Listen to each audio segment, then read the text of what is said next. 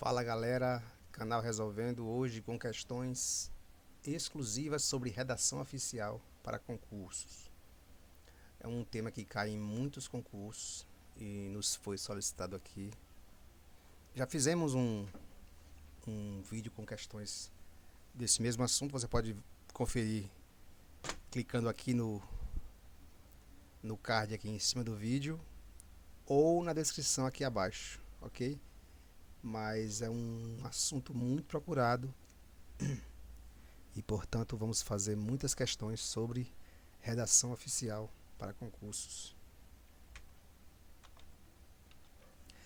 Questão 1. A redação oficial deve ser isenta da interferência da individualidade.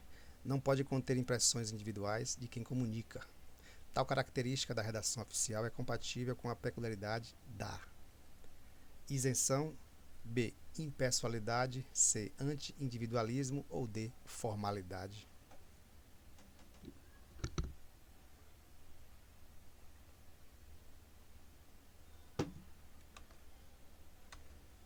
Bom, se você respondeu a letra B, você acertou. É a impessoalidade. É uma das peculiaridades da redação oficial. Ela deve ser, como está na questão, ela deve ser isenta da interferência da individualidade.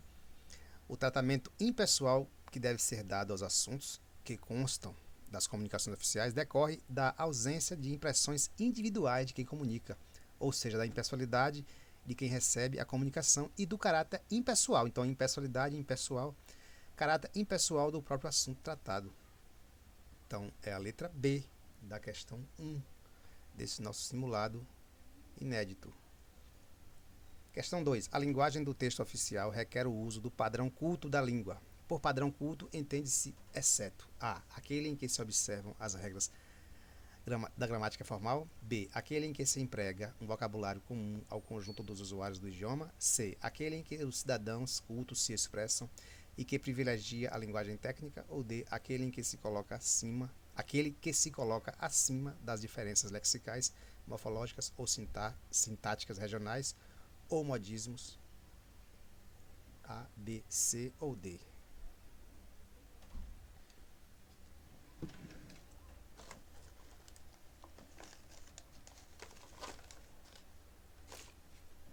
Se você respondeu a letra C, você acertou. Afinal de contas, a linguagem técnica, um dos itens da questão 2, letra C, é o seguinte: aquele em que os cidadãos cultos se expressam. Ora, o padrão culto da língua não é apenas falado pelos cidadãos ditos cultos, é pelas pessoas que se esmeram por escrever um português inteligível. Então, não é apenas cidadãos cultos. E privilegia a linguagem técnica também não. A linguagem técnica ela deve ser empregada apenas em situações que a exijam. Então, o texto oficial ele não precisa vir carregado de linguagem técnica, a não ser que seja necessário. Então, letra C é a exceção das 4 aqui presentes na questão. Questão 3. Os fechos para comunicações oficiais possuem a finalidade de, exceto. Letra A. Saudar o destinatário da comunicação oficial. B. Arrematar o texto da comunicação oficial. C. Indicar o tipo de autoridade. Exemplo. Para autoridades superiores, inclusive o presidente da República, usa-se respeitosamente. D. Não distinguir autoridades de mesma hierarquia. Exemplo. Em comunicação para servidores do mesmo cargo, basta fechar com a data. A, B, C ou D são finalidades. 3 são e uma não é finalidade das comunicações, dos fechos das comunicações oficiais. Então, a questão ela fala de fechos para comunicações oficiais. Dessas 4 finalidades, uma delas é a exceção. Se você pausou o vídeo e respondeu a letra D, você acertou. A letra D está errada, né? Não distinguir autoridades de mesma hierarquia. Exemplo, em comunicação para servidores do mesmo cargo, basta fechar, fazer o fecho com a data. Não é o que diz o manual de redação oficial, né, da Presidência da República. Ele fala que para autoridades superiores, inclusive o presidente da República, usa-se para fechar respeitosamente. Para autoridades da mesma hierarquia ou de hierarquia inferior, usa-se atenciosamente e não apenas a data. Ok? E antes, o manual fala que o fecho das comunicações oficiais possui, além da finalidade óbvia de arrematar, ou seja, finalizar o texto, a de saudar o destinatário. Os 15 modelos que vinham sendo utilizados foram simplificados para somente 2 fechos, diferentes para todas as modalidades de comunicação oficial. Então, A e B. 4.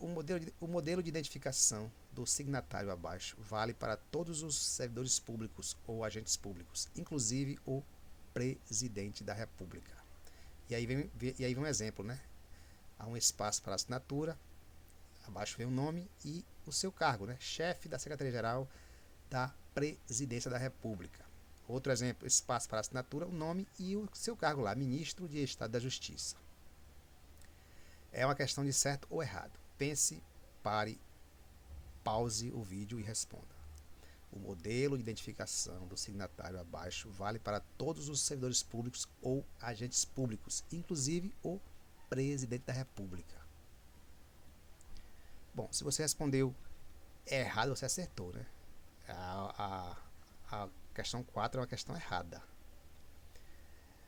Excluídas as comunicações assinadas pelo presidente da República, então, com exceção das comunicações que o presidente assina, as demais, todas as demais comunicações oficiais devem trazer o nome e o cargo da autoridade que as expede, abaixo do local da sua assinatura. A forma de identificação deve ser a seguinte. E aí vem o exemplo da questão lá. Espaço para assinatura, o nome e o cargo. Espaço para assinatura, o nome e o cargo.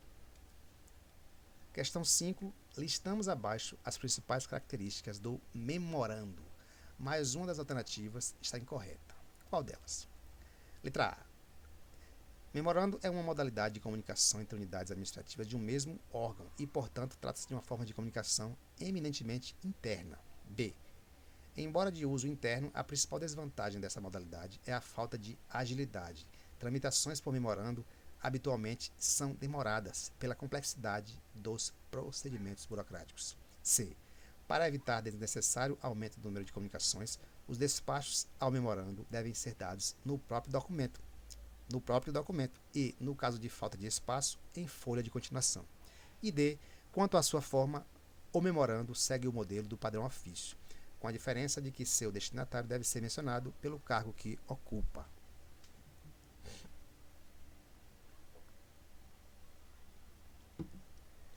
Se você já pausou e respondeu, a exceção dessas questões que está errada, né? Você percebeu que é a letra B, né? A letra B ela fala que, embora de uso interno, é uma desvantagem porque essa modalidade ela é lenta, digamos assim, né? As tramitações demoram, mas não é verdade. Sua característica principal é a agilidade. O memorando ele é ágil. A tramitação do memorando em qualquer órgão deve pautar-se pela rapidez e pela simplicidade de procedimentos burocráticos. Então, ele é um documento que é ágil e não lento ou burocrático, né, ou demorado. Demais itens dessa resposta estão no manual lá e são basicamente o que está na questão.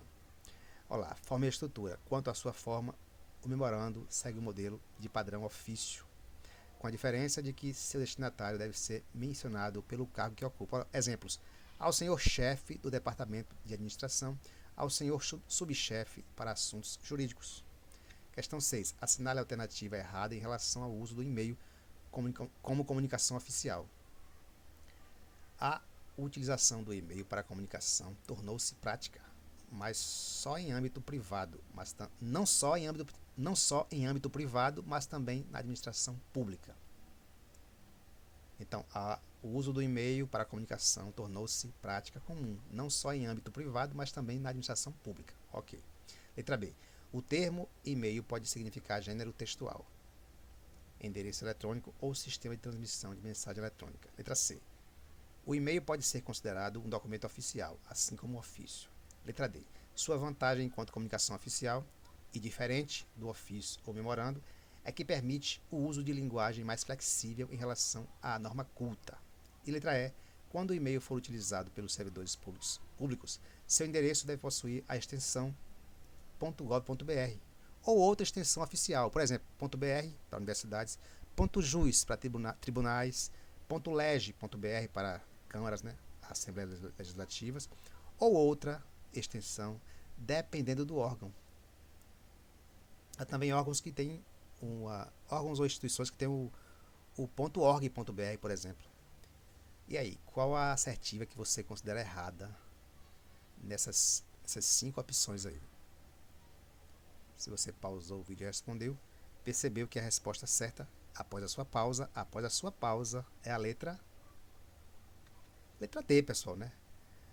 O manual fala bem claramente isso. Como gênero textual, o e-mail pode ser considerado um documento oficial, assim como o ofício. Portanto, deve-se evitar o uso de linguagem incompatível com uma comunicação oficial. Ou seja, no e-mail, deve-se seguir as regras da norma culta como se seguem no ofício ou no memorando, por exemplo. Como endereço eletrônico, já está na questão, né? Usar a extensão .gov ou outra similar, né? Que seja de algum órgão público também, porque hoje em dia não há apenas .gov.br, há .leg.br, há .br apenas, e também outras.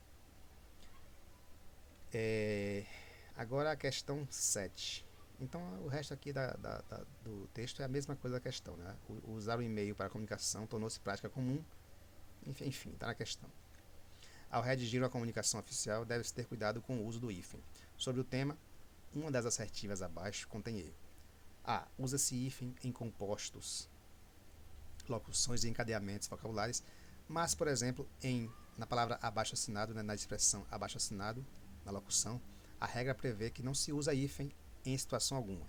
B. Usa-se hífen para unir pronomes átonos a verbos. Exemplo, em agradeceu-lhe, o uso é obrigatório. C. Usa-se hífen para ligar, no final de uma linha, né, de uma pauta, indicar a separação, para ligar ou indicar a separação das sílabas de uma palavra em duas partes, que é a chamada translineação. Exemplo disso é o seguinte: a palavra comparar veio no fim de uma linha, então coube só apenas com, colocou-se o hífen e o parar na linha seguinte.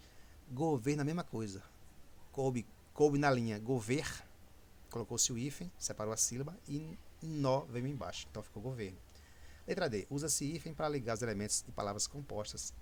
Exemplos claros disso são vice-ministro e vice-prefeito.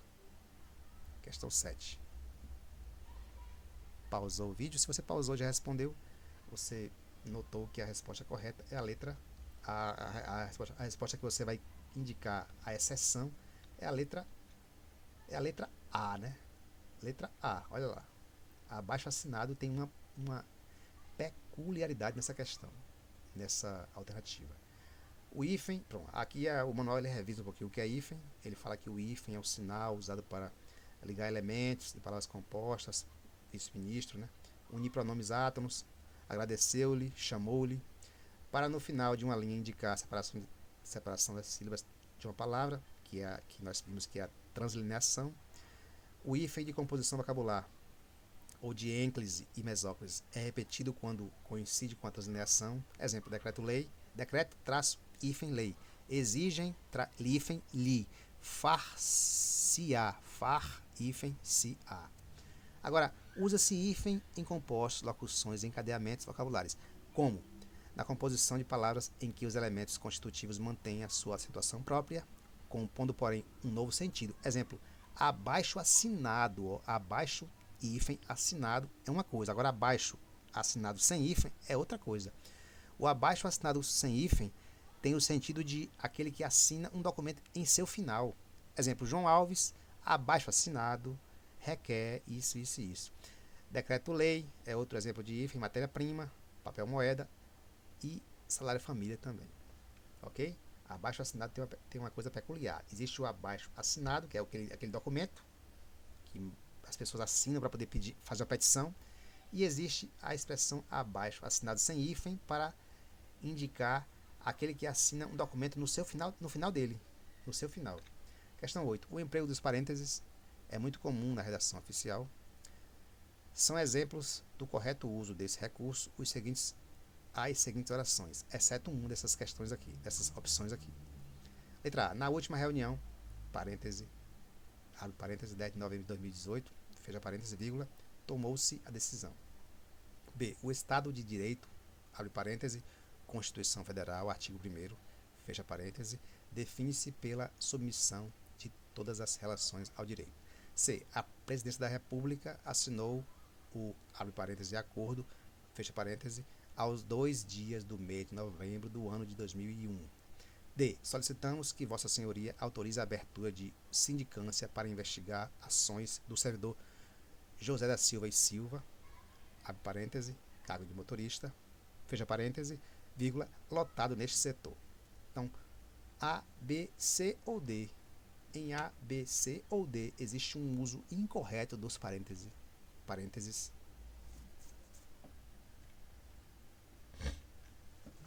Bom, se você já pausou e respondeu, você viu que é uma questão muito simples aí. A letra C é a opção que está estranha na sua construção. A Presidência da República assinou o... Aí vem acordo entre parênteses. Não é um uso correto desse recurso. Assinou o acordo. Esse acordo não vem entre parênteses. Então, essa é a opção que está incorreta em relação às demais. Não é para isso que o emprego desse recurso, os parênteses, é utilizado. Ok? Eles são empregados para intercalar em um texto explicações, indicações, comentários, observações, como por exemplo, indicar uma data, uma referência bibliográfica, uma sigla, etc. Mas não para poder quebrar uma frase no seu sentido completo, como assinou o acordo. Não há nenhuma intercalação disso aí. Então, assinou o acordo, não tem parênteses. Nas comunicações oficiais, o emprego de siglas e acrônimos é corriqueiro. Assinale a opção abaixo em que não existe a correlação adequada. Letra A. Caixa Econômica Federal. O seu acrônimo é CEF ou CFE. B. Instituto Nacional do Seguro Social. A sua sigla é INSS. C. Agência Nacional de Vigilância Sanitária. O acrônimo é Anvisa. D. Agência Nacional de Águas. A sigla é ANA. Pense, pause e responda. Considerei que você já pausou o vídeo. Então, acrônimo ele é uma junção de iniciais ou partes de palavras de um nome de um órgão. A sigla são apenas as letrinhas iniciais daquela palavra. Então, dizer que Caixa Econômica Federal tem um acrônimo que é CEF, CFE, está errado, porque Caixa é o C de Caixa, o CFE é o C de Caixa, o E de Econômica e o F de Federal. Então, aqui é sigla. Aqui é sigla. A Caixa tem uma sigla que é CEF e não acrônimo. Então, de cara, a letra A já está contradizendo a definição de acrônimo e de sigla. Letra B, corretamente, INSS. É uma sigla. I, Instituto, N, Nacional, do Seguro, letra S, Social, letra S. A Agência Nacional de Vigilância Sanitária, mesma coisa.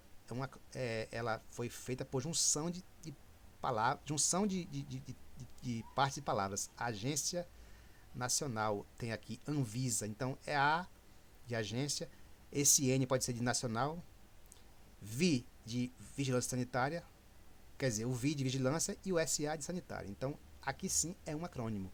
E letra D, obviamente, é uma sigla, né? Porque ANA, Agência Nacional de Águas, não se considera a proposição de. Essa não se considera aqui, não. Nem em Anvisa, nem em ANA. E nem em INSS.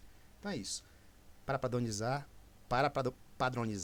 o manual de redação fala que o uso de siglas e acrônimos nos atos normativos serão adotados os conceitos sugeridos pelo Manual de Elaboração de Textos da Consultoria Legislativa do Senado Federal. Então, sigla constitui-se do resultado das somas das iniciais de um título, exemplo da Caixa, né, CFE, ou também INSS, e acrônimo constitui-se do resultado da soma de algumas sílabas ou partes dos vocábulos de um título. Exemplo claro lá é Anvisa.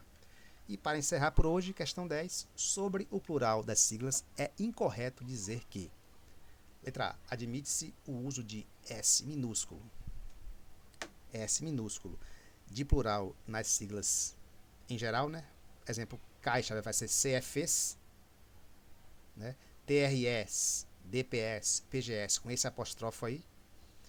Letra B. Em siglas terminadas em S, o plural é definido pelo artigo que as antecederem. Exemplo, os DVS. DVS é uma sigla de destaques para votação em separado. Então, esse artigo aí no plural que veio indicar que DVS está em plural.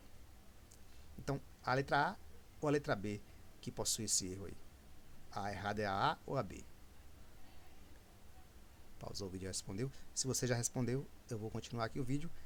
Obviamente, é a letra A. Quem estudou redação oficial sabe que é a letra A, né? A sigla, para colocar o plural em algumas siglas, ele é feito com S minúsculo, sem apóstrofo, né? Exemplo, TRS, Tribunais Regionais Eleitorais, DPS, né? PGS e assim por diante.